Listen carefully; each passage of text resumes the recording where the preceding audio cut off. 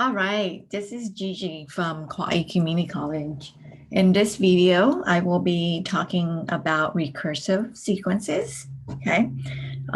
So one of the theorem that is very useful to determine whether a recursive sequence converge is BMS, a bounded monotonic sequence will converge. Okay, that's a theorem that we have proven before in previous video. We are now going to use it.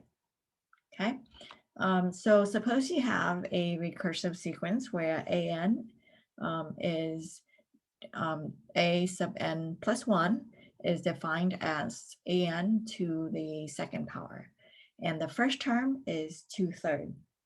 Okay, so to get a feel of how this sequence will go, we first go ahead and just write out a few terms in the sequence. So first is 2/3, and then the next term would be 2/3 square, which will give us 4/9. And then you'll take 4/9 and you'll square that. That will give us 16/81. And then you will square that again. And when you square a number, you take down that number, multiply it by itself.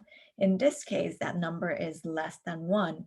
So you're having less and less and less because you are multiplying by a number that is less than 1, or you are having less than 100% of what you had before, right?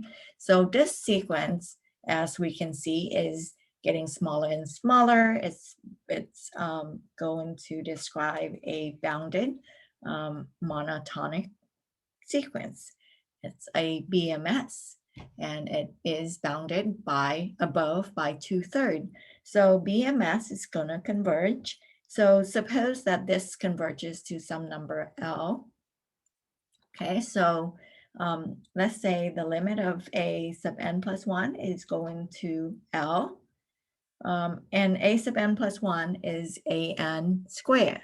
So now think about this for a second. If the limit as n goes, if the sequence is going to converge to L, then the limit as n goes to infinity of a sub n plus 1, or even if you go out to a sub n, the limit as n goes to infinity is also going to go to L, right? Way out there. Anyways, a sub n or a sub n plus 1, it's going to go to L, okay?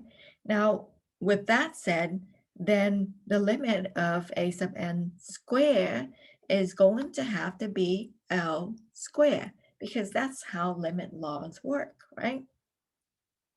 So if we move everything over to one side, set equal to 0, we can actually try to solve for L. Factor L will either be 0 or 1. But wait a minute, no, L cannot be 1. Why not?